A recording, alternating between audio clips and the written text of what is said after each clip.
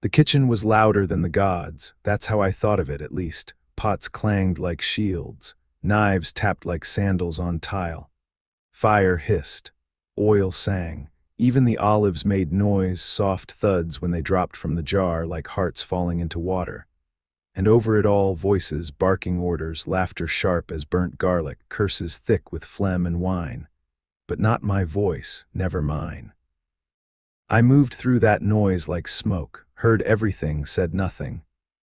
That's how I learned what to stir, when to keep stirring, when to stop before the lentils went bitter, which wooden spoon the cook favored, how long you had to wait after something was fried before it stopped spitting. I was never taught, I watched. You don't get taught when you're bought. The house was large, though not the largest. 3 levels, the upper for the family, the ground for the work, the lower for the things no one wanted to think about. I lived somewhere in the crack between those levels, not high enough to be seen, not low enough to be forgotten, just small enough to move unnoticed between fire and feast. The kitchen sat between 2 courtyards open at the roofline. Smoke curled up into the light like it wanted to escape. And maybe it did. Maybe all the scent, all the spice, all the breath of roasting meat tried to rise before the rest of us could. We cooked what we couldn't touch. There's a particular cruelty in that. The roast lamb, stuffed with garlic and crushed coriander, I carried it, steaming, on a shallow bronze platter through the atrium and laid it at the feet of men who wiped their hands on linen and never once looked down. The cheese, imported, expensive, soft, and melting at the edges, I shaved it onto barley bread that sat like gold on the table. I was 12 the first time I set a table for 10 men. 1 woman, 2 slaves in the corner to fan them, 3 in the kitchen. 1 to taste the wine in case it had gone sour, never me, of course, not trusted for that. We worked in layers. Like a machine, but with hands and breath and stomachs that churned for reasons no one else thought about. The cook barked names, not ours, names of dishes, of ingredients, of guests who preferred their fish dry and their bread dipped twice. He never once asked if we'd eaten. That wasn't the point.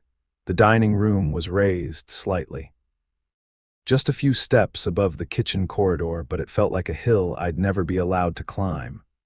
From where I stood at the pantry door, I could hear them chewing. That's what I remember most, not the talking, not the music, but the chewing. It sounded like peace. Downstairs, we got what the pans didn't need: burnt barley, fish skin, bread ends so dry they cracked like bone, the heel of a cheese block too sour for guests, crumbs swept from platters, oil wiped with rags, then sucked from fingers before the cloth was burned. And we were grateful, don't mistake me, not happy, not content, but grateful in the way people are when they stop expecting anything else. I used to press my ear to the wall between the storage room and the dining chamber, just to hear the words. Not because I cared what they were saying, but because I needed proof that life still happened in that part of the house. They laughed a lot, especially over food. Not at jokes always, sometimes just because the wine was good, or because the lamb had a little too much rosemary and it reminded someone of a story from their childhood. Even bad food made them laugh. I couldn't understand that. We didn't laugh about food, we rationed it, bargained over it, hid it, divided it with fingernails, smelled it first always. Phaedra once stole a radish, just one. Round, firm, with the greens still attached. She didn't eat it, just held it in her hands for most of the day. She said it made her feel full. She gave it to me that night. We split it 3 ways. I don't remember the taste. But I remember the crunch. The cook kept a ledger, not of costs, of spoilage. He measured how much we threw away. He liked numbers, order. He liked to shout but not to strike. That made him better than some. He once gave me a date, soft, overripe, and told me not to speak of it. I didn't, but I remember how the pit felt against my tongue. Not every meal was extravagant. Some days it was salted fish and olives. Some days boiled greens with oil so thin it disappeared on the plate. But even then, even on the simplest days, it was more than we ever touched. And the smell, that was the worst of it. Smell lingers. Even after you've turned away, it sticks to your teeth, slides down your throat, makes you believe for one aching moment that you've eaten. But you haven't. We fed on scent. On steam. On watching the way their fingers broke bread and their lips glistened with grease. Sometimes I would close my eyes and imagine I had their hunger, not their food, just their hunger, because their hunger was casual, pleased, playful. Ours was shaped like a hole that nothing could fill. The storage cellar was just below the kitchen, down 6 stone steps, slick with oil spills and old rain. I slept there sometimes, on sacks of lentils. My back remembers the shape of the beans. They left marks that didn't fade by morning. There was a barrel of vinegar in one corner, and if I stood near it long enough, I stopped noticing the scent of rot on my own clothes. I'd sit there in the dark, listening to the footsteps above, the scrape of chairs, the drop of cutlery, the sighs after too much wine. I'd trace the grain of the wood on the floor above my head and pretend it was a map, a layout of the god's house above me, and I was the ghost below, but even ghosts get hungry. One night a bread crust fell from a tray as I passed. No one saw. I picked it up, warm from where it had rested by the fire, soft on one side, hard on the other. I stood there a long while just holding it. Then I tucked it into my tunic and didn't eat it until morning. I wanted to wake up with something to look forward to. The bread was gone before the sun cleared the threshold. I made it last as long as I could. But nothing lasts. That's the lesson of the kitchen. Nothing lasts, not the heat, not the smell, not the crumbs, not even the memory of fullness, but the hunger, that stays. Welcome to Athens, or what's left of it. The city hums like it always does, oil boiling in bronze pans, figs rotting sweet in the sun, flies buzzing over things better left unmentioned. Somewhere, not far from where I stood, men are debating virtue while slaves refill their cups. The stones are still warm beneath my feet. They remember more than I do. If this voice finds you tonight, maybe it was meant to. Subscribe if you'd like to hear more stories they forgot to write down. I was 11 when I was sold. But even then, I looked younger, small for my age, with sunburned shoulders and the sort of silence that made people think I was simple. I wasn't. I simply knew better than to speak when the men around you don't remember your name. They stood me between a basket of wrinkled olives and a cracked jug of barley wine. The wine stank, sweet and sharp and old, and the olives were the soft kind, the kind they'd already picked through once, maybe twice. I remember a bee circling my ear. I didn't swat it away. I didn't move at all. That was the point. The man selling me had a voice like gravel soaked in wine. He told the buyers I was healthy, quiet, good with my hands. He didn't know that. No one did. I'd only been with him 3 days. I was part of a trade, 2 amphorae of olive oil, an old goat, and me. I don't remember the goat's name. I don't remember if I had one either. The man who bought me wore red sandals. That's what I remember most. Bright red, dyed with something expensive, something foreign. He didn't look at me directly, just asked how many teeth I had, then pointed. Like I was a fig, and I was his. No paperwork, no questions, no goodbye. He handed me a crust of bread on the walk back, dry, hard, not out of kindness, just habit, the way you feed a dog you've just picked up from the street. I chewed it slowly, afraid it might vanish before I'd made it real. There's something about bread when you're hungry enough. It doesn't taste like grain. It doesn't taste like salt. It tastes like mercy. Even when it crumbles, even when it cuts the inside of your cheek, even when it's stale enough to echo in your skull. Bread is a promise. That was the last time I was given anything warm for a while. His house wasn't the largest I'd seen, but it was large enough to have servants, rooms for storing grain, a roof that didn't leak. A courtyard with a small, bitter orange tree that bore more leaves than fruit. I wasn't the only one. There were others, older boys with quiet hands and faces that had already forgotten their mothers. A girl who sang when she thought no one was listening.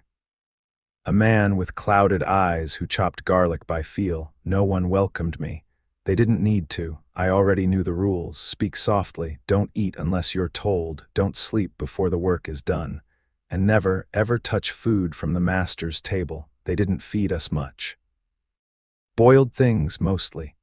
Barley gruel with a layer of oil if we were lucky, split lentils, sour goat's milk, bread if it was burned, fruit if it was bruised, wine never, water sometimes. We didn't complain, not out loud. Hunger makes you careful. It sharpens your memory, not of flavor but of timing, when scraps appear, when the cook turns away. When the skin of a boiled onion is soft enough to swallow whole. The kitchen smelled like ash and garlic, always, even when nothing was cooking. I learned to read the room by scent. If the oil smoked too fast, it meant they were rushing. If the garlic burned, it meant someone was scolded. If the air smelled like meat, it wasn't for us. The girl who sang, her name was Phaedra, though no one called her that, used to press her nose to the pantry door and whisper the names of foods under her breath like they were prayers. Honey, figs, fish, honey again. I asked her once why she repeated it. So I don't forget, she said. Forget what? That it's real.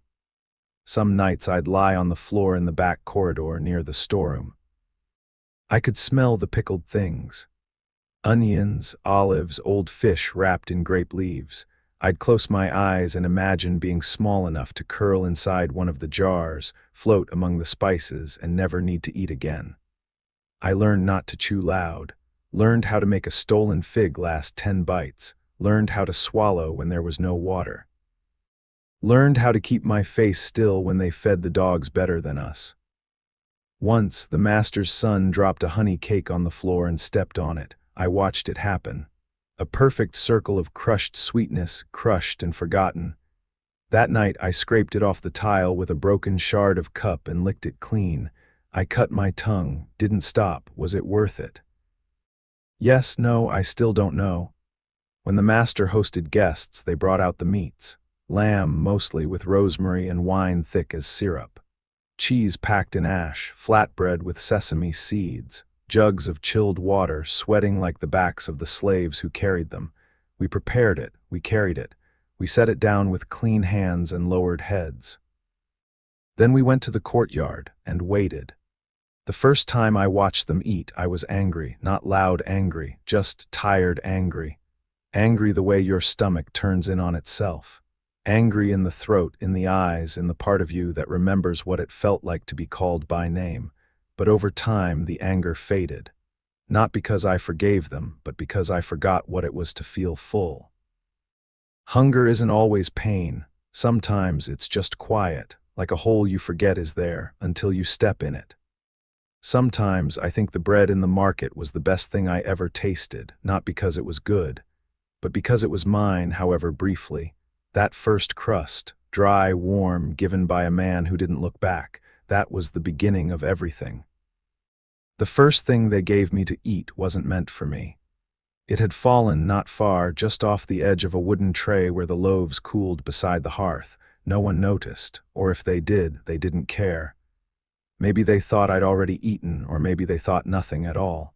But I noticed.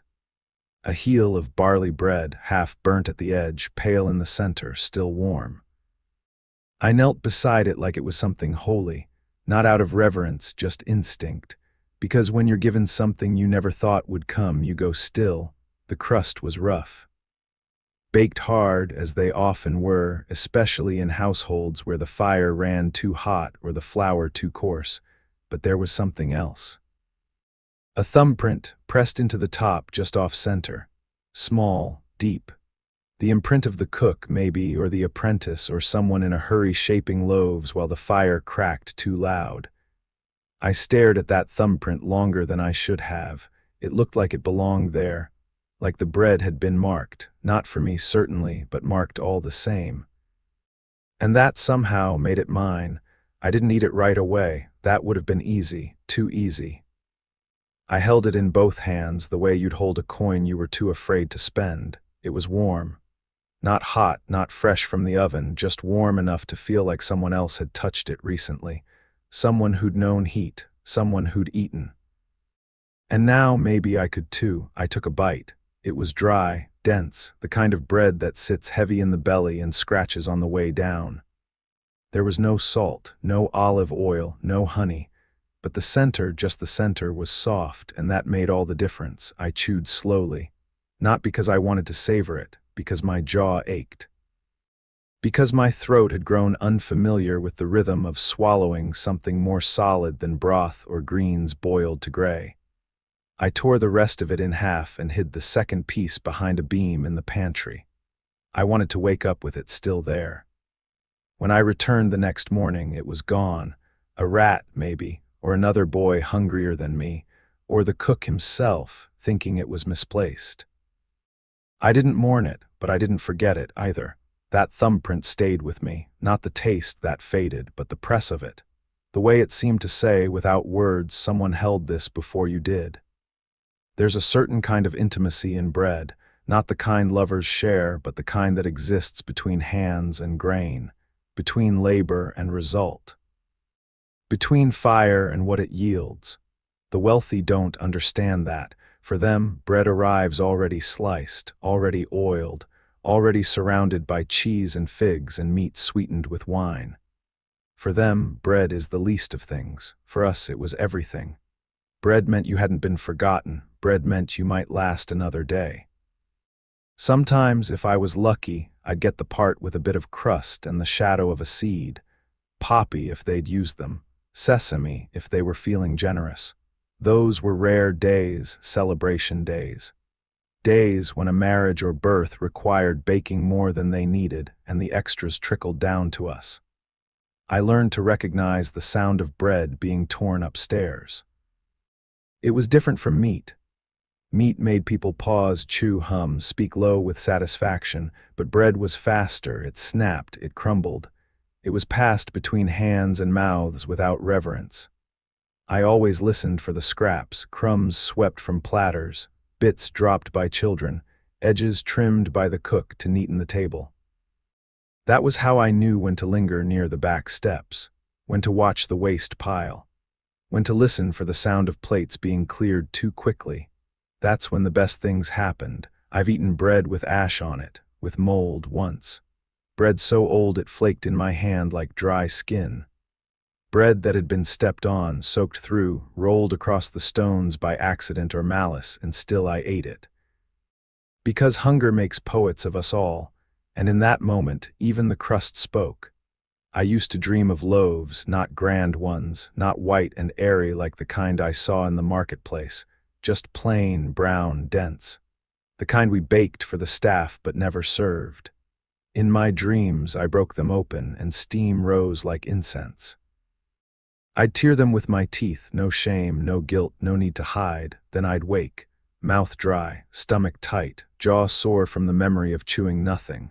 Sometimes I'd wake chewing. Once I bit my own tongue, it bled, I swallowed, and it felt like bread. There was a boy once, younger than me, wide-eyed, always sniffing the air like a dog. He'd been taken from somewhere inland, sold cheap, barely spoke. One morning he found a lump of dough someone had dropped in the ashes behind the kitchen. It hadn't risen. It was raw, cold, clotted with grit. He ate the whole thing in silence, crouched beside the fire pit like it might keep him hidden. He smiled when he was done. 2 days later he was gone, stomach twisted, fevered, moaning in a language none of us understood. The cook said it was punishment for gluttony, said the gods frown on those who steal before they give thanks, but I didn't believe that. I believed the gods hadn't been listening for a long time. Still, I kept stealing, quietly, carefully, a crust here, a heel there. A thumb-smudged scrap of barley folded with a bit of oil and salt. I never took more than I could hide in one hand, because food, when taken too boldly, is not seen as need, it's seen as theft. But when held gently, like the heel I was given that first day, warm with the touch of someone I never saw again, it becomes something else. A secret, a pact, a kind of prayer, and I have prayed to bread every day since. They said he dined like a god, not because he was divine, though I'm sure he liked to believe it, but because no mortal stomach should ever hold what his did. At noon and dusk, the hall would fill with a procession of scents too heavy to name, cinnamon clinging to roasted quail, thyme pressed into lamb fat, olives crushed and strained until even the oil smelled expensive. And I was the one who passed the doors, not through them, around them, beside them. Quiet, unseen, I wasn't to speak, I wasn't to eat. I was to wait until it was time to carry out the bowls licked clean or crusts too gnawed on for even the dogs. His table was long, too long for the family alone, but there were always guests, men in robes so white they glared against the torchlight.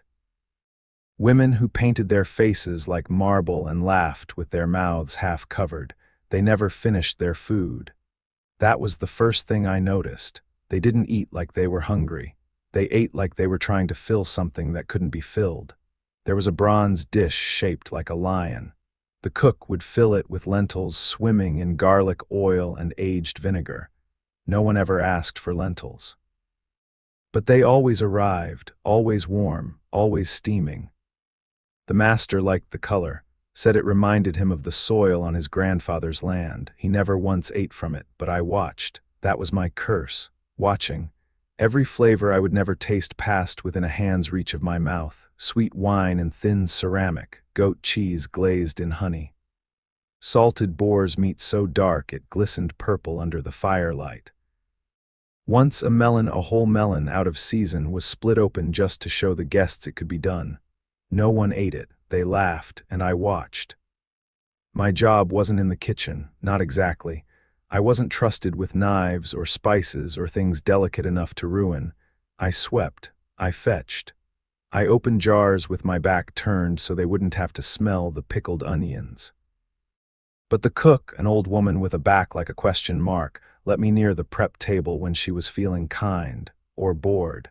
That's where I learned the names: flatbread thick with coriander, date syrup reduced to a paste, anchovies pounded with capers and fig vinegar until it became something so pungent you tasted it in your nose. She'd mutter them to herself, or maybe to me.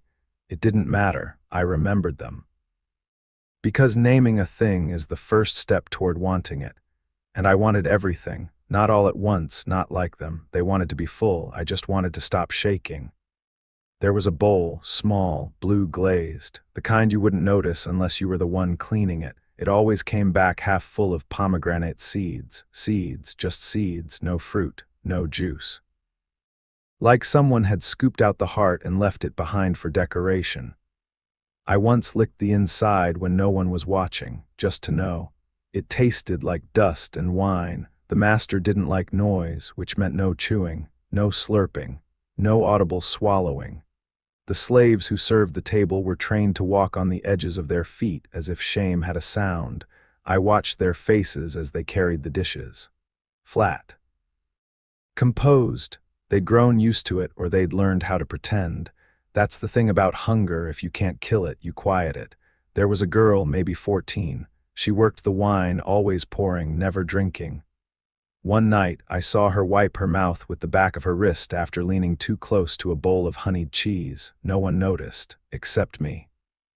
The next morning, she was gone. They said she'd been sold to a vineyard house, but I don't think that's true. I think she tasted something meant for gods, and gods do not forgive. I began to track the meals like a priest might track omens. If they served fish, there'd be quiet conversation. If they served lamb, someone would get angry. If they served octopus, someone would flirt. It was all a pattern. A strange, oily dance of appetite and ambition. The only constant was the bread, always warm, always torn by hand, never finished, never given. Once, during festival week, the master ordered a feast to shame even Dionysus. That was how he said it, with pride in his teeth. They roasted a pig whole, stuffed it with figs and garlic and a dozen birds, each layered like petals in a monstrous flower. It took 6 hours, maybe more. The scent soaked into the walls, into my hair, into my teeth. I was told to carry the leftover bones to the waste pit. They still had meat on them. Pink, soft, steaming. I thought about it. I thought about it too long, but I didn't do it. Not because I feared punishment, because I feared remembering what it felt like to eat something rich, something meant for someone. Hunger is cruel. But memory is worse. It tricks you, makes you think you were loved once, that you mattered once. That someone baked something with your name in it. The master never knew my name. He called me that boy or the thin one or sometimes nothing at all. But he always knew what he wanted to eat. He'd say it before the sun even rose. Venison, boiled eggs soaked in brine, grapes peeled of their skins. His stomach spoke louder than the gods, and yet he never looked full. Not really. His face stayed sharp, always chasing another flavor, another dish, another girl with soft hands and a quiet laugh. Maybe that's the curse of the powerful. They get everything, and it still isn't enough. I once dreamed I stood on his table, not as a guest, never that, but as a statue, bronze, hollow, holding a platter that never emptied. In the dream, he looked at me, not with anger, not with pity, just recognition. And that was worse. Because I don't want to be seen as the bearer of scraps. I want to be fed. Once, just once, fed like a person. Not like a shadow that passes behind the wine jars and knows the difference between goat milk and sheep only by the smell left on the rim. I heard the master died old, fat, sleepy. His tongue swollen from too much wine. They say he choked on a fig, a gift from a senator, poetic if true. I wasn't there. By then, I'd been sold again, to another house, another kitchen. Another table I wasn't allowed to approach, but I remembered the smell, and that in the end is what I've kept, not the taste, not the bite, just the memory of food never given. It wasn't prideful what I did. I didn't do it to feel powerful or clever or brave. I did it because I was hungry, and the bowl was there. And the honey was still warm where it clung to the bottom curve where the spoon never reached. That's what I remember most, not the taste, but the shape of it. The curve. The way it held the sweetness like it didn't want to let go. They had eaten and left as they always did. Their sandals scuffed the tiles, their voices drifted down the hall, loud and careless with full bellies. The torchlight faded. I waited. I always waited. You learn that when you're like me, how to wait in stillness so complete you forget your name, and then silence. The kind that has weight, the kind that tells you you're alone, that's when I did it. I leaned down, holding the bowl in both hands like it might vanish if I moved too quickly. And I ran my tongue along the bottom, slow, careful, like prayer. The honey was old, aged in clay, thick with time and ash. It tasted of smoke and dust and sweetness that didn't belong to me. And yet it was mine. For that moment, no one saw, or if they did, they never said, and if the gods were watching, they didn't strike me down. They didn't send the master to beat me or the kitchen slaves to whisper. No birds fell from the sky, no thunder came, just that taste on my tongue, my breath, my teeth, and it stayed, longer than it should have, longer than anything else I was ever given. There's something sacred in stealing from your captors, not jewels or gold or freedom, but something smaller, softer, something they'd never think to guard. I never took much. Just a finger run along the edge of a pot. The last drop of wine from a guest's forgotten cup. A grain of salt still stuck to the lip of a jar. These were not meals. These were moments, and they mattered. They mattered because they were mine, because no one offered them, because no one gave them permission to exist. The bowl, the honey bowl, it became a kind of altar, not just for hunger, but for memory. I started to watch it more closely. Where it sat, who used it, whether the spoon went deep that day or barely touched the surface. I knew its chips. I knew its crack right near the rim where a servant once dropped it and no one cared enough to replace it.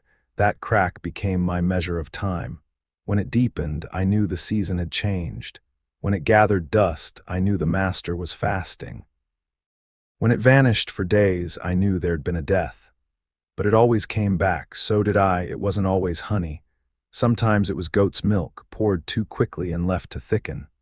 Sometimes olive paste, black and bitter.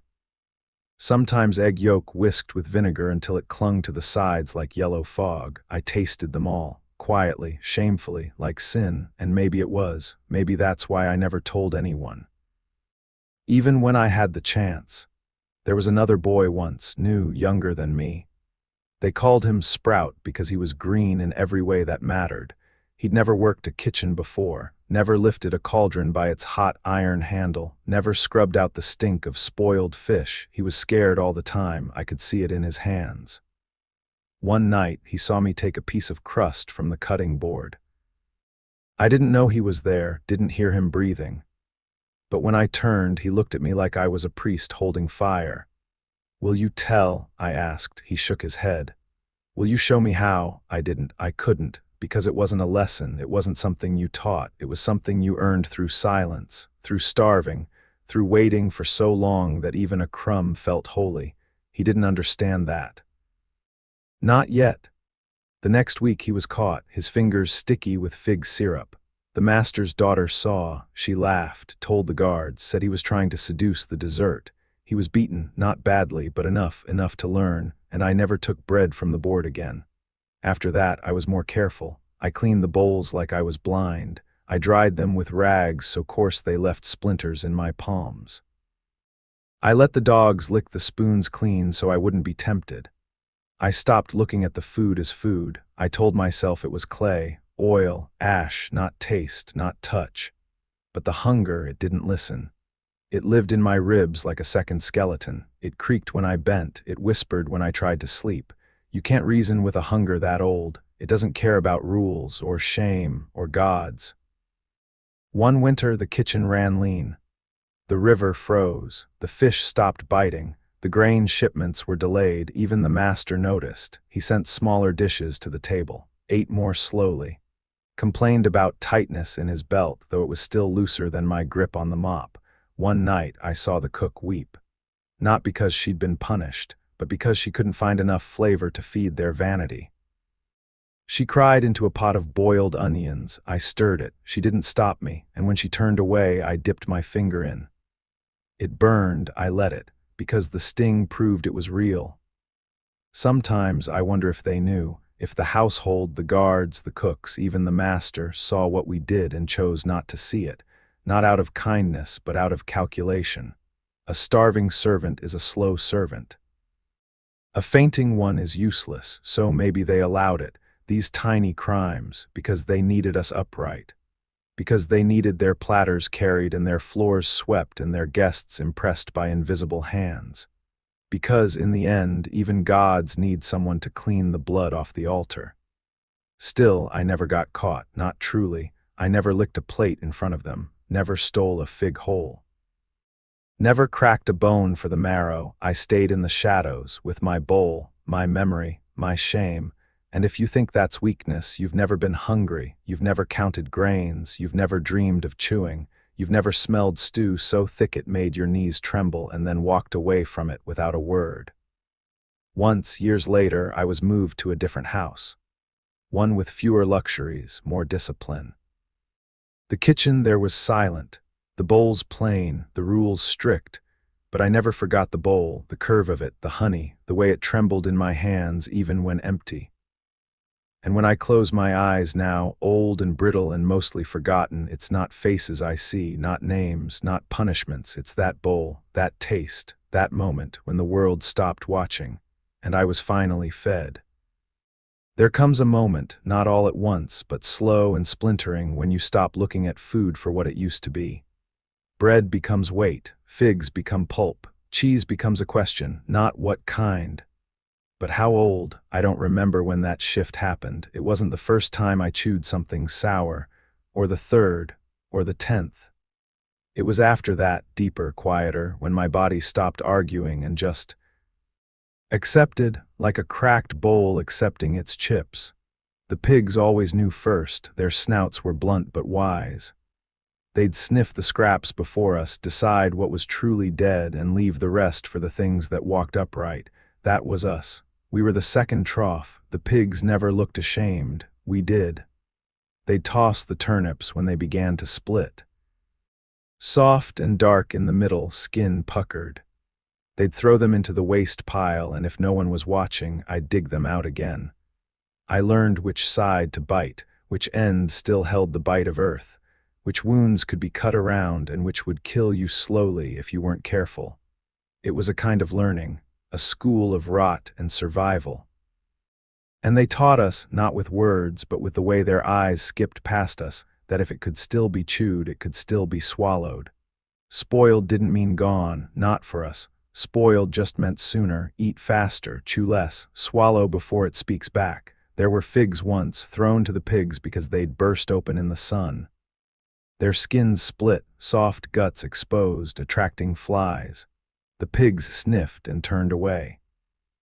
I picked one up, held it gently. It bled on my fingers. I ate it. The sweetness clung to the rot. They weren't separate. You couldn't taste one without the other. I thought that was poetry. Later, I learned it was just fermentation. The cheese, when it came hard and curled at the corners, sometimes white with bloom, sometimes green, sometimes angry with red edges, like it remembered what it once was and hated being left behind. They cut the mold off for the dogs. For us, they left it whole. We learned which molds made you sleep and which ones made you sweat, which ones loosened your belly, which ones whispered to your teeth in the dark. There was a boy once, older than me, who bit too deep into a rind turned wrong. He didn't speak for 2 days, just stared at the wall and drooled. Then he got up and started sweeping again. We never spoke of it. He still won't eat anything soft. We didn't call it food, not anymore. We called it what it was, the throwaways, the pig bits, the skin and stems and pits and peels. Once I chewed on the rind of a pomegranate for half an hour just to remember the ghost of taste. They said it was generous. That letting us have what the pigs didn't want was a kind of gift, and maybe it was, but it didn't feel like one. It felt like permission to rot with dignity. I remember the smell most.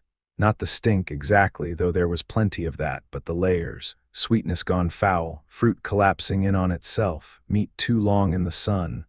Oil turned cloudy in the cold. I could tell time by the smell of the bins. Morning meant fresh rot. Midday meant insects. Evening meant silence. No one spoke when we picked through it. That was the rule, not written but understood. Words made it real. Words made it shameful, so we ate in quiet, like ghosts, like thieves, like gods punishing themselves with mouths.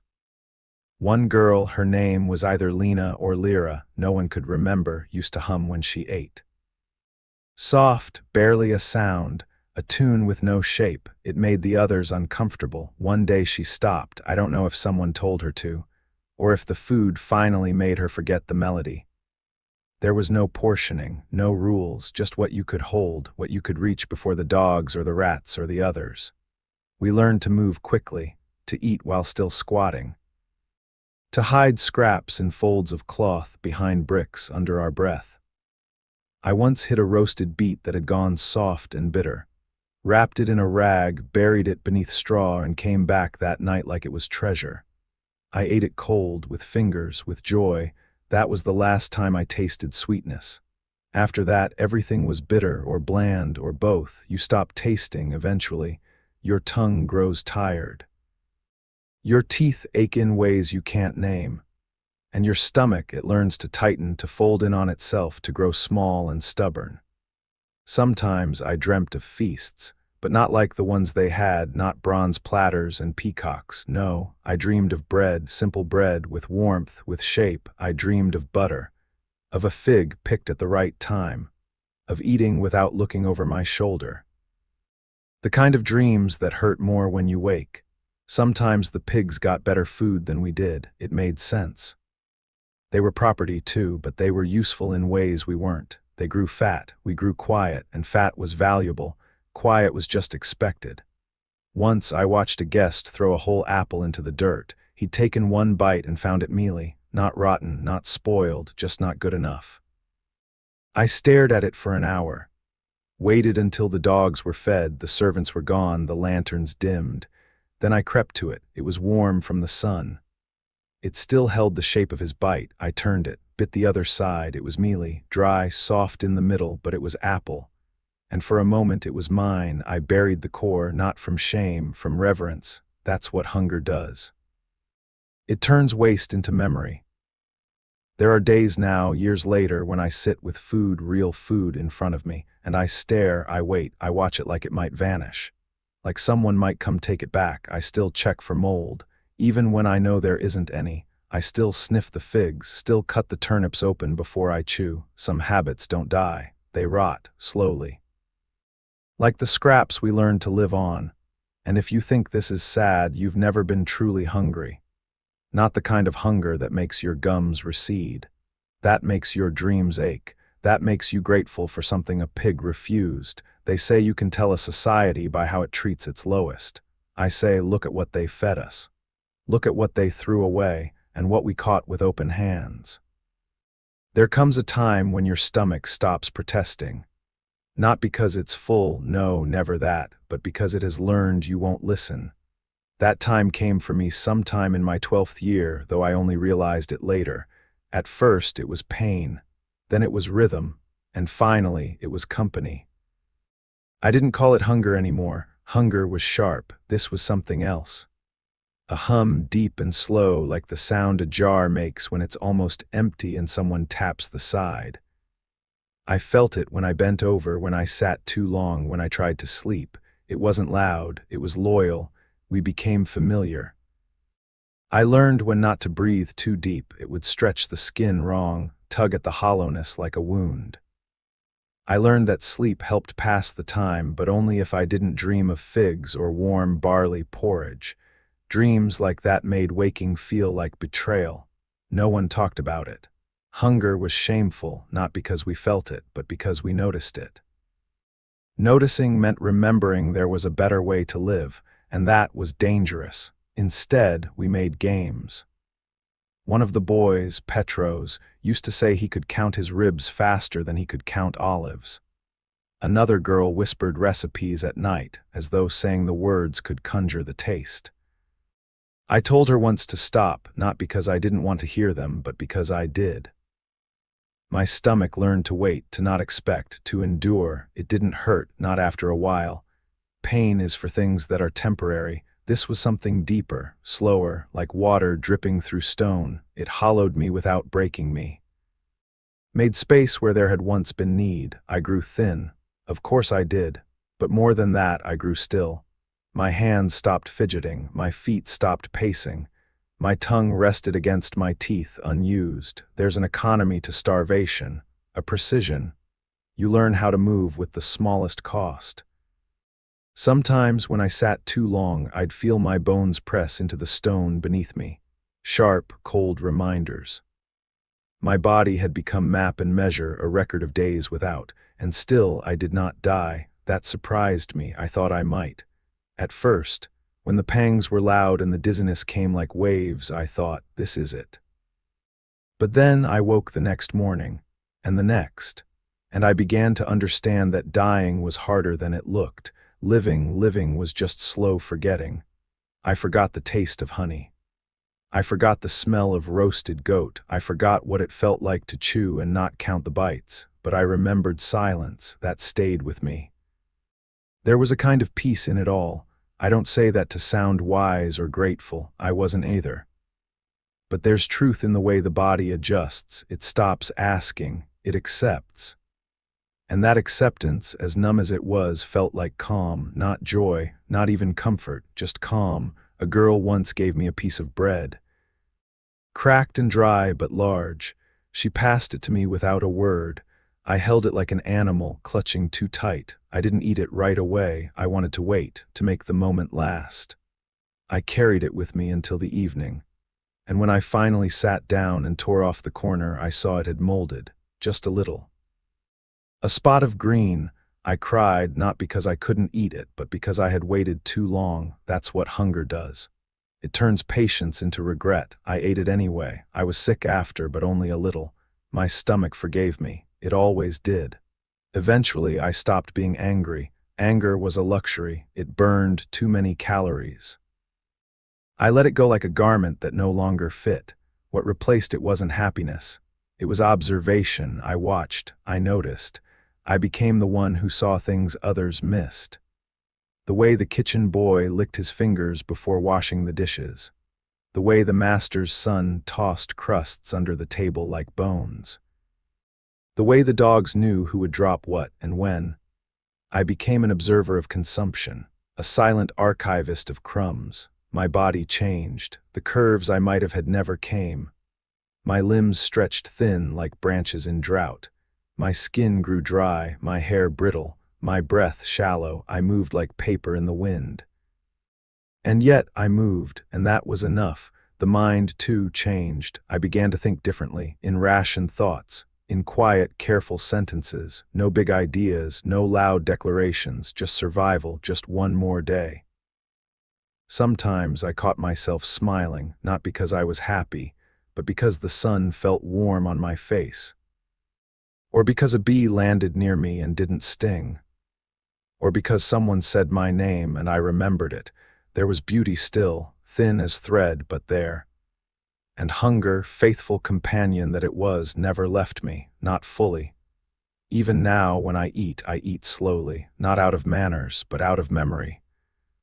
My stomach is no longer empty, but it waits anyway. It flinches when food comes too fast. It mourns when nothing is offered. It learned to wait, and so did I. Some say hunger is cruel, I say it's patient. And patience, I've learned, is just another kind of pain, quieter, softer, but pain all the same. Still, we endured. Smoke curled like hunger around my tongue. It was the kind of hunger that made you quiet, not desperate, just observant, reverent even, and maybe that was the point. They said the gods needed feeding, libations, sacrifices, the fat of goats, the scent of sweet wine. Barley burned just enough to perfume the air, never enough to ruin its color. I watched from behind the marble pillar, I always did. It was a good place, near the altar, but never noticed. The priest lifted his hands like the gods were hard of hearing. He spoke in tones meant to impress the sky. Behind him, the offering table gleamed, olives, figs, roasted meat, bread braided with sesame. Honey still dripping from the comb, they poured the wine onto the earth. They said it was to honor Dionysus. I wanted to lap it from the dust. There is a kind of cruelty in ritual, the kind that pretends its generosity is too divine to question. The gods would have laughed, I think, if they were real, or maybe they were real and they laughed anyway. Either way, they didn't eat, but we did. Later. Not at the table, not from the platters. No, we ate from the aftermath. When the priests turned their backs, when the crowd had scattered, when the ash settled soft and forgotten. That's when we searched. The bones weren't always picked clean. The bread sometimes fell in halves.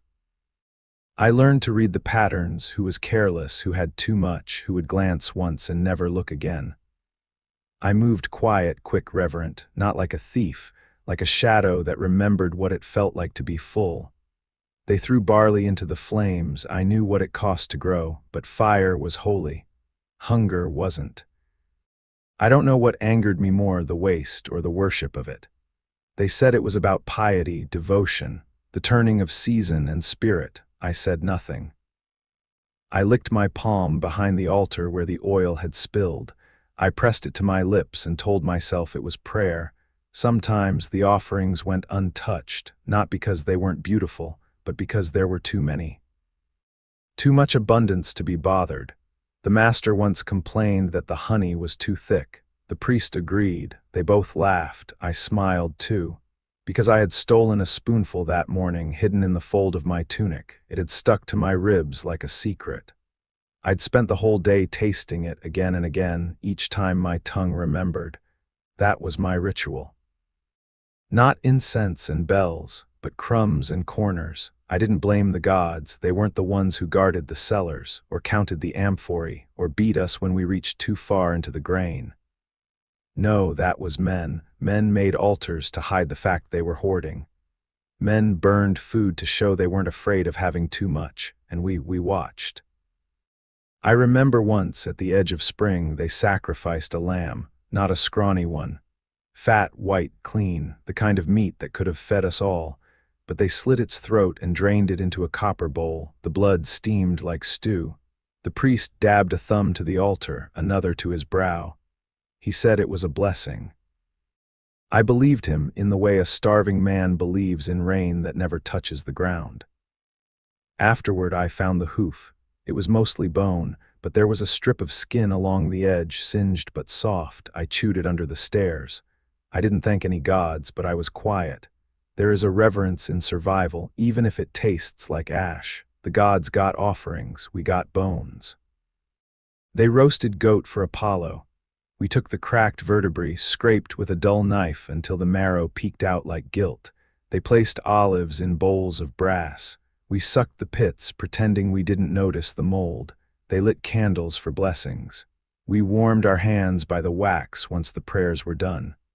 I once touched the offering table. Just a fingertip, just once. The bread was soft, still warm, pressed with the pattern of the priest's ring. I didn't take it, I only felt it, and for a moment I remembered what it was like to exist without shame. That was the closest I came to holiness. They said the gods listened, but never when I spoke. They said the gods gave, but never to mouths like mine. Still I watched, still I served. Still I scraped the pots and swept the ash and counted the plates with reverence. Because what else was there? I could hate them. I did. I could mock them. I did that too. But in the end, I waited for what they forgot, for what they dropped, for what they gave not in charity, but in carelessness. Even crumbs have meaning when you're starving, and then came the fig. I don't know who it was for, perhaps a senator, perhaps a statue. It lay on the edge of the altar near the wine spill. No one watched it, no one needed it. It was whole, ripe, split slightly down the side like it had exhaled in the sun. I took it. No stealth, no planning, just a reach, a pull, a breath. I hid behind the marble pillar, the same one I always did, and pressed the fig to my lips. It was warm, sweet, soft like breath and skin and everything I thought the world had forgotten. I didn't chew it first. I let it rest. I let it dissolve. I let the seeds crack under my tongue like tiny prayers, and I didn't feel shame. Not for that one. That fig, that small, forgotten offering, felt like mine. It wasn't. Of course it wasn't. But hunger taught me this. Ownership is not about permission. It's about presence, and I was present. More than the priest, more than the master, more than the gods, because I tasted what they didn't, because I remembered it, because I still do. It was just a pear, not a feast, not a crime. Just a round, soft, overripe thing that fell from the edge of a cart and rolled beneath the courtyard wall, bruised on one side but still golden where the sun had kissed it. We were walking together, he and I. 12, maybe. His name doesn't matter anymore. Not because I've forgotten it, but because saying it out loud still tastes like blood. He saw it first. We both did, really. But he moved first, and I let him. It wasn't stealing. Not really. No one had claimed it. It had rolled free, wobbled once, and come to rest between the stones like it had been placed there on purpose. Like it was waiting. He bent slowly, glancing over his shoulder not once but twice. I didn't warn him, didn't stop him, didn't reach for it myself. He picked it up like it might crumble in his hand, turn to vapor or shame, and then they saw him. It was the steward or one of the guards, I don't remember now. Just a shadow with a voice that cracked like lightning. The kind of sound you feel before you hear. The pear hadn't even reached his lips. He froze, not like someone caught, like someone who suddenly remembered he was not allowed to exist and enjoy at the same time. They dragged him by the arm, not hard, but hard enough. He didn't fight, didn't speak. I think he thought silence would protect him. It never did. They asked who else had seen. I didn't lie, I just said nothing. I looked at my feet, at the crack in the stone, at the juice leaking slowly from the fruit where it had split open during the scuffle. It smelled sweet. That soft sugar rot, the kind of scent that only ever arrives when the world is about to turn. They slapped him. Once, on the mouth, not enough to break him, just enough to make a point. He bled, a little. He smiled anyway, said, and I'll never forget this, at least I touched it. That was the kind of boy he was. Grinning through punishment, finding triumph in accidents. They made him kneel by the kitchen door until dusk, not as a sentence, just as an example. The sun did not forgive. It baked his shoulders, dried his lips. I brought him a drop of water once. The guard let me, said I was soft. He drank like a priest tasting wine. That night we didn't talk. We sat in the corner of the storage room, backs against the wall, knees pulled to our chests. He ran a finger along his lip where the skin had split. Then he laughed, not loud, just enough. He asked me if I'd ever eaten a pear. I told him no. He nodded like that made sense. Said they weren't worth the pain anyway, but I could tell he didn't mean it. Some truths are shaped like fruit, sweet, brief, dangerous. After that day, we never walked near the carts again, not because we were scared, but because the temptation had a name now, a shape, a price. He stopped smiling as much, not completely. Just enough to notice, and I never ate pears again, not because of guilt, but because of memory. You can't taste something that carries a scar. The kitchen steward joked once, weeks later, that the gods must hate waste. He laughed as he tossed an apple into the pig trough. I watched it sink beneath the slop. Red, whole, shining, and I remembered that pear, how it rested against the stone, how it tilted like it was listening. How his fingers curled around it, not with greed, but with reverence. That's the part they never understood, the masters, the priests, the ones with full plates and clean hands. They thought we took because we envied. We didn't. We took because it was there, because hunger has no manners, no patience, no gods, because sometimes survival looks like sin. They called him thief, but he never owned a thing in his life, not even the bruises. Some nights I dream of that pear, not the punishment, not the slap. Just the fruit, whole, soft, waiting. I dream of reaching first, of taking it, of letting him go unseen. But I didn't, and I don't know if I ever told him I was sorry. There was no ceremony to his pain, no rite, no apology carved into the marble above the pantry, just one fruit, one rule broken, one boy bruised and too proud to break. He lived, if that matters. He lived longer than most of us. But something in him bent that day, not his back, not his spirit, but that part of a child that still believes in fairness, and that bend never unbent. I carry that with me now, like a pit in the pocket, like the weight of something once sweet, now seed and memory. I should have said something, I should have shared the blame, but hunger makes you still. It teaches you to survive first, speak later, sometimes never, so I watched, and I waited, and I remember. Not because it was the worst thing that happened, but because it was the first thing I didn't forgive myself for. A pear, that's all. But it taught me what the world thought I was worth, and what they thought he was worth, and what a bruise meant. Not softness, not spoil, but proof that we touched what we weren't meant to. Proof that we knew what sweetness was, even if we weren't allowed to keep it. They never taught us to cook. That was for wives, for hired hands, for old women with names carved into family stones. We weren't given names that lasted long enough to be remembered, much less recipes. But hunger is a teacher, and the fire, when low enough, listens without asking questions. At night, when the courtyard was emptied of sandals and the oil lamps had gone dim, we would slip into the kitchen like ghosts. Not to steal, not in the way they'd call it, just to use what was going to be discarded anyway. A soft onion browning on one side, a grain sack torn at the bottom, its contents already swept into corners by the mice. Leftover lentils hardened into paste at the bottom of a bronze pot. We didn't call it dinner, we didn't call it anything, but we cooked. The ashes were still warm.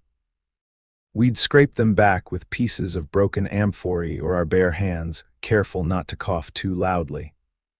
I remember how the dust got into our noses, how our fingertips turned black before the night was even halfway done. Someone always brought the pot, cracked along the rim, rusted around the handles. It had no lid, we had no spoons.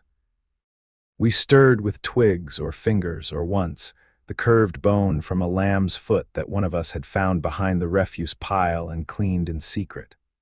We gathered what we could. Bitter greens from the edge of the property wall, dry herbs from a fallen basket, peels if they still smelled sweet. I remember a single sprig of thyme that clung to someone's tunic like a miracle. The flavor lasted a moment and then was gone, but the smell stayed with me longer than most of my memories. The grain we used wasn't the good kind. It was never soft. It cracked between the teeth and sometimes stuck there, sharp and unkind. But it filled the space where hunger used to sit. Sometimes the oldest boy, we called him Tall even though he was short, would hum while he stirred, not a song really, just a rhythm. His hands moved slower than the others. Like the pot was precious, like the moment might stretch into something more permanent if he was gentle enough. We didn't speak while we cooked. Words felt too expensive, and anyway, what was there to say? We were alive, we were together. And for now, we weren't being watched. That was enough. The firelight made our faces look strange, long and shadowed. We looked like people who had never existed during the day, which was mostly true. No one saw us then, not really, just feet that carried trays, hands that washed linen, eyes that didn't meet theirs.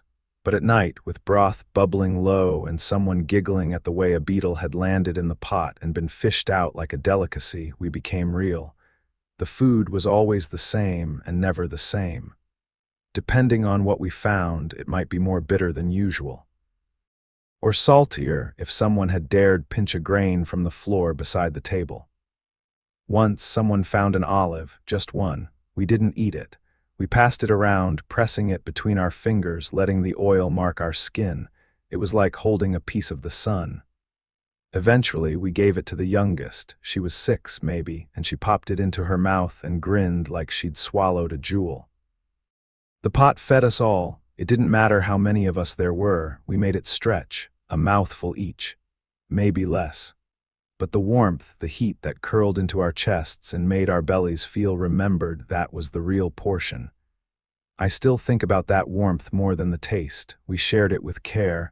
No one ever took more than their share, not because we were saints. Because we were scared the pot would run out. And because we knew what it was like to go without, to watch someone else chew and pretend your mouth wasn't watering like a broken jar. I remember the first time I laughed while eating. Not a smirk, not a dry chuckle, but a real, breathless laugh that cracked through the stillness like thunder. It was over burnt crust, a piece someone had forgotten in the ash. It was black on the outside, soft on the inside, and it looked like someone had stepped on it before tossing it. But it tasted like freedom, like something no one had told me to eat, like something we made for us. That night, the girl with the olive asked me if this was what the gods ate. I told her no, the gods didn't need food. That's how you knew they weren't real. Later, when the stars hung heavy and the pot was nearly empty, we didn't clean it. We let it cool, let the smell linger. That smell of weeds and smoke and old grain and salt became the scent of memory itself. When I dream now, it comes first, before faces, before fire. Before the sound of someone calling my name, long forgotten. We buried the pot once when visitors came. Dug a small hole behind the stable and marked it with a rock, like a grave. We joked that it had earned its rest, but we dug it up the next night and cooked again. Because grief needs feeding too. Not every night was like that. Sometimes there was nothing. No grain, no greens, no time, and we sat beside the cold fire and didn't speak. But even then, the memory of the pot fed us. There's a kind of power in boiling weeds, not much, not the kind that changes anything. But just enough to remember that your hands can do more than carry burdens. They can stir, they can feed, they can offer something warm to someone who's colder than you. Once I caught the master's dog sniffing our pot. It sat beside us for a while, tail wagging, ears perked. I fed it a spoonful from my hand. It licked my fingers, then walked away. That was the closest I ever came to being thanked. Years later, if years matter when time passes by firelight, I dreamed of the pot again. It wasn't cracked, it was gold, overflowing, and I was allowed to eat first. I woke up crying. Now, when you ask me what we ate, I could list the scraps, the crusts, the bitter greens, but that's not really what I remember. I remember the hands around the pot, the quiet that wasn't silence but trust, the fire that didn't belong to anyone but warmed us anyway, the taste of sharing something not stolen but salvaged, the heat that reached not just the belly but the heart. It wasn't delicious, but it was ours. And in a life where everything else belonged to someone else, that was enough. I was given food like punishment, not nourishment, not to make me strong but to keep me moving. One heel of bread, a palmful of vinegar-thinned wine, enough to keep the limbs obedient, not enough to lift the eyes. Some days it came in silence. A crust dropped into my hand like a warning. Other days it came with laughter, not mine. Even the pigs get fatter than you, one of them said once. I smiled because smiling is easier than bleeding. It is strange what you remember when your stomach is no longer hungry, not the hunger itself, that leaves first. No, what stays is how they fed you, how their eyes did not meet yours when the plate came near, how the scraps were placed just close enough that you could reach them, but not so close as to suggest you were invited. There were days when I didn't eat at all, not because there was nothing, but because I wasn't seen. And in that world, if you weren't seen, you weren't fed, and if you weren't fed, you still had to work. That was the rule. My ribs obeyed before I did. Once a woman tossed a date pit into the fire and watched it crackle. I would have eaten it, fire and all. Not because I needed it, but because it had once been sweet. That was reason enough. There is a kind of death that doesn't wait for your heart to stop. It happens slowly, meal by missing meal, when you stop dreaming about food, when you stop thinking in flavor and start thinking in texture. What can be chewed? What can be swallowed? What can be hidden behind the tongue if the master walks in too early? They fed us like we were temporary, as though survival was optional. As though another could replace us by sundown if we failed to lift the jug, to carry the stool, to scrub the basin until the marble showed through. We were as refillable as wine, as breakable as the bowls we scrubbed, and far less costly. I watched one girl faint while serving olives. She hadn't eaten in 2 days. They scolded her for the mess, not for the bruises, not for the silence that stretched too long before she woke. The olives were swept up. She was not. We learned to hide what we saved, crumbs tucked into cuffs, wilted greens buried under firewood, a half-bitten fig wrapped in cloth, mistaken for a rag. If we were lucky, we ate it before the mold did. If not, we closed our eyes and ate anyway. Rottenness was a choice sometimes. Starvation was not. I remember the old man who worked the oil press. His hands were dark with grease. He smelled like crushed pits and sun. He told me once, "They feed us like we're not meant to last." Then he laughed. But olives outlive kings. He died a week later. His hands still smelled like work. I kept my hunger quiet. You had to. If they knew, they might make it worse. Hunger wasn't a weakness, it was a tool, something they held over us, something they measured our obedience by. If you bowed low enough, you might get the crust. If not, the dogs would. We envied the dogs. They were fed meat. Not good meat, but meat. Their bowls were filled twice a day. They had names. Some of them were allowed indoors. When one of them died, the mistress wept. I wondered what she would do when I did. Likely nothing. There is no bitterness in my voice now, only memory. Bitterness costs energy. Hunger taught me to ration even that. I remember the feel of barley dust in my throat. It settled there during the harvest and never left. Bread made from it tasted like stones. We ate it anyway. We ate anything. I chewed leather once, just to remember the motion. I swallowed grape skins even when they were bitter. I drank rainwater from a crack in the cistern wall. I prayed once, not for food, but for the silence after eating. We didn't talk while we ate. Words felt like theft. Every breath could have been a bite, every sound a risk. So we sat in corners, backs curved like commas, chewing slowly, blinking less. The last thing I ate was a peach pit. It had been sucked clean by someone else, left on the ground by the fountain. I picked it up and held it in my mouth like a secret. It was hard, bitter, useless. But it was mine. When I died, no one noticed. There was no shout, no mourning, no offering, just another absence in a house full of moving shadows. They buried me, I think, no rites, no stone, no name, just soil and maybe the corner of a garden no one tended. I hope it rained. I hope something green grew there. Now I speak to you from farther than the kitchen walls. From beyond the storeroom, the cellar, the place where mice lived better than we did. I speak from silence. Not the silence of night, the silence that comes when memory fades and only the shape of things remains.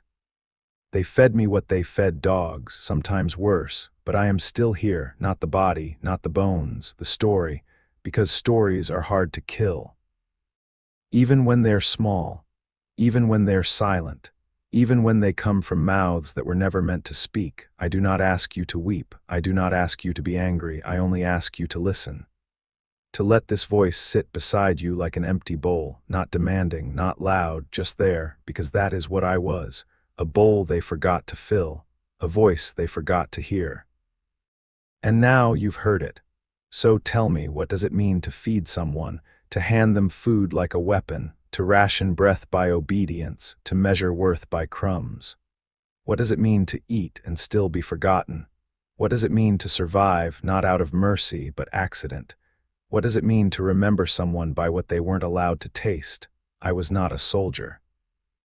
Not a poet, not a name worth carving into stone, but I remember the shape of hunger, and now so do you.